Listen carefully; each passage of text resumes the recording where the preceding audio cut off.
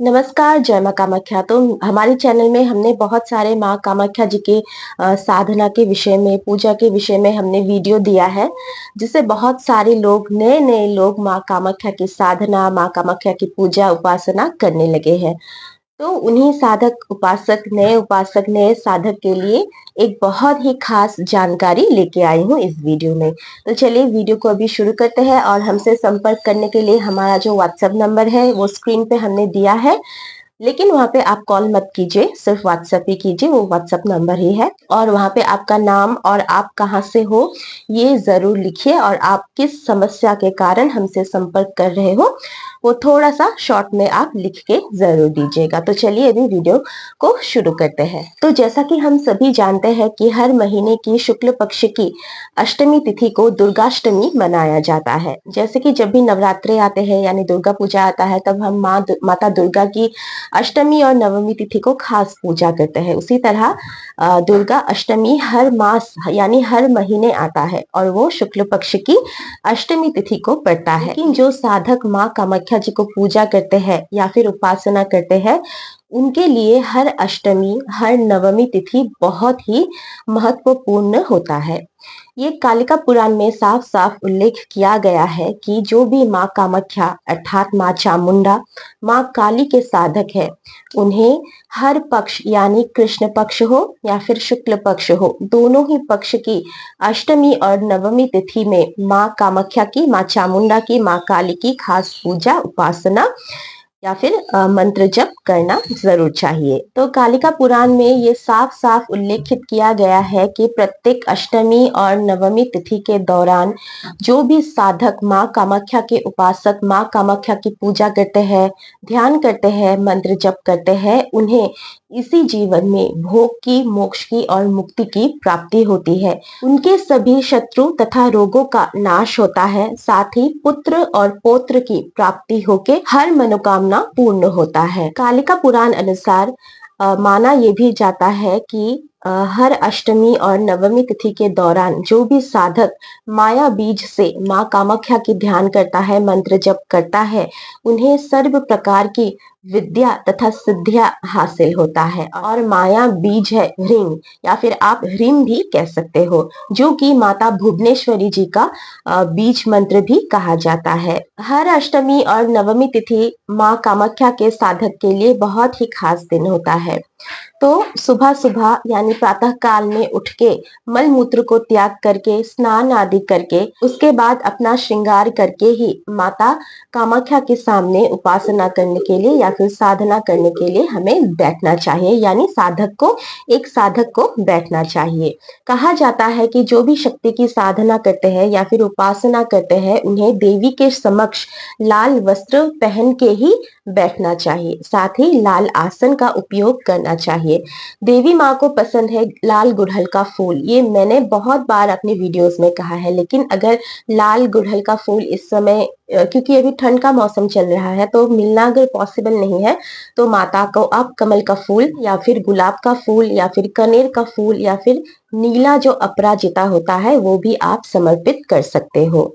माँ कामाख्या 10 महाविद्याओं में से तीसरी महाविद्या है। माँ कामाख्या और माँ काली में कोई भी अंतर नहीं है। हालांकि माता काली पहली महाविद्या है और माँ कामाख्या तीसरी महाविद्या है, लेकिन माता काली हो या फिर माँ कामाख्या हो, दोनों एक ही है और इसे हमें कालिका पुराण में पढ़ने को मिलता है। तो बहुत सारे लोग क्या करते हैं, महाविद्याओं के नाम सुन के डर जाते हैं कि महाविद्या है, अगर किसी भी प्रकार से हमसे कुछ गलती हो जाए, भूल चूक हो जाए तो कुछ बुरा हो जाएगा। तो ऐसा नहीं है। महाविद्या जो है वो आदि शक्ति है, आदि पराशक्ति है। इसीलिए महाविद्याओं के लिए हम जो भी पूजा उपासना करते हैं उसके लिए भाव का होना बहुत ही ज्यादा जरूरी होता है। तो जो भी आप करते हो महाविद्या को साधना करने के लिए, पूजा करने के लिए, उसमें आपका भाव, एक साधक का भाव ही सबसे ज्यादा महत्वपूर्ण होता है। साथ ही भगवती की उपासना बिना सामान के बिना सामग्री के भी किया जाता है, जो कि मानसिक उपासना है। क्योंकि अभी थोड़ी देर पहले मैंने आपको कहा कि हर अष्टमी और नवमी तिथि के दौरान जो भी साधक माता कामाख्या के नाम जप करते हैं, ध्यान करते हैं, उनकी सारी मनोकामनाएं माता कामाख्या पूर्ण करती है, भोग मोक्ष मुक्ति की प्राप्ति कराती है, साथ ही दुश्मन और रोगों से भी वो यानी माँ कामाख्या मुक्ति दिलाती है। तो हर अष्टमी और नवमी तिथि को माता कामाख्या की साधना हम या तो माँ कामाख्या के फोटो के सामने बैठ के कर सकते हैं, या फिर माँ की अगर प्रतिमा है तो प्रतिमा के सामने बैठ के कर सकते हैं। अगर कुछ भी नहीं है तो शिवलिंग के सामने बैठ के भी माता कामाख्या की पूजा हम जरूर रूप से कर सकते हैं। तो अब बात करते हैं कि अष्टमी और नवमी तिथि के दौरान हम ऐसा क्या मंत्र जप करें, ऐसा क्या ध्यान करें कि माता हमसे खुश हो जाए। माता हमसे तभी खुश होंगी जब हम अपने भाव से, समर्पण से, निष्ठा से और विश्वास से माता का नाम लेंगे। तो इसमें मंत्रों का कुछ भी लेन देन नहीं होता है। माता सिर्फ आपकी भावना देखती है और इंटेंशन देखती है। तो जब भी हम माता कामाख्या की उपासना करते हैं तो बहुत सारे मंत्र आते हैं, जैसे कि कामाख्या स्तोत्र आते हैं, बीज मंत्र आते हैं, माता का नाम मंत्र आता है, गायत्री मंत्र आता है और बहुत सारे ऐसे मंत्र आता है। साथ में माँ कामाख्या की कवच भी आता है। तो अगर कोई साधक पहले से ही किसी भी एक मंत्र का साधना या फिर जप कर रहा है, तो अष्टमी और नवमी तिथि के दौरान उसी मंत्र को या फिर उसी स्तोत्र या फिर उसी कवच को पाठ करना चाहिए अष्टमी या फिर नवमी तिथि के दौरान। अगर कोई साधक नया है और चाहते हैं कि अष्टमी और नवमी तिथि से माता कामाख्या की साधना शुरू करे, तो कोई भी नया मंत्र उस दिन आप ले सकते हो, यानी कि अष्टमी और नवमी तिथि से आप अपनी साधना प्रारंभ कर सकते हो। और मैं ये बार बार अपने वीडियोस में कहती हूँ कि साधना को 1 दिवसीय, 2 दिवसीय, 3 दिवसीय ये ऐसा मत बनाइए। साधना को मृत्यु तक यानी आजीवन करते रहिए, तभी देवी हमें या फिर जिस भी देवी देवताओं की उपासना साधना आप करते हैं, तभी देवी देवताएं हमें भोग मोक्ष और मुक्ति की प्राप्ति कराते हैं। और ये महानिर्वाणा तंत्र में भी उल्लेख किया गया है। तो जैसा कि अभी मैंने कहा कि माता को आप माता की प्रिय फूल चढ़ाइए, नैवेद्य चढ़ाइए। तो नैवेद्य में आप क्या चढ़ाओगे? माता को पसंद है खीर। दूध और चावल और चीनी से बनी हुई खीर माता कामाख्या को बहुत ही ज्यादा पसंद है। साथ ही कोई भी मौसमी फल भी आप माता को अर्पण कर सकते हो। अगर आपके पास कुछ भी नहीं है, सामर्थ्य नहीं है, तो सामान्य रूप से आप चीनी या फिर मिश्री का भोग भी या फिर गुड़ का भोग भी आप माँ को लगा सकते हो। गुड़ का भोग माँ काली को लगाया जाता है, लेकिन माँ काली या फिर माँ कामाख्या दोनों तो एक ही है, इसीलिए जो भी माँ काली को आप समर्पित करते हो वो भी आप माँ कामाख्या को समर्पित कर सकते हो। तो अष्टमी और नवमी तिथि बहुत ही खास होता है। अगर आप माँ कामाख्या की साधना करते हो, उपासना करते हो, मंत्र जप करते हो, तो हर अष्टमी शुक्ल पक्ष या फिर कृष्ण पक्ष, हर अष्टमी नवमी तिथि को माँ की पूजा आप जरूर कीजिए, ध्यान कीजिए, मंत्र जप कीजिए। कुछ ना हो सके तो मानसिक रूप से ही आप माता की पूजा कर सकते हो। माँ कामाख्या के लिए आप घी का दीपक भी जला सकते हो या फिर सरसों के तेल का भी दीपक आप जला सकते हो। तो मैं तो पर्सनली माँ कामाख्या के लिए सरसों के तेल का दिया जलाती हूँ, क्योंकि जो सरसों का तेल का दिया होता है वो माँ काली के लिए होता है, भैरव बाबा के लिए होता है। तो मैं माँ कामाख्या के सामने हमेशा सरसों के तेल का दीपक ही जलाया करती हूँ। तो ये आपको मैंने बता दिया फूल, नैवेद्य, दीपक किसका जलाएंगे। पंचोपचार पूजन में से होता है सिंदूर यानी कुमकुम अर्पण।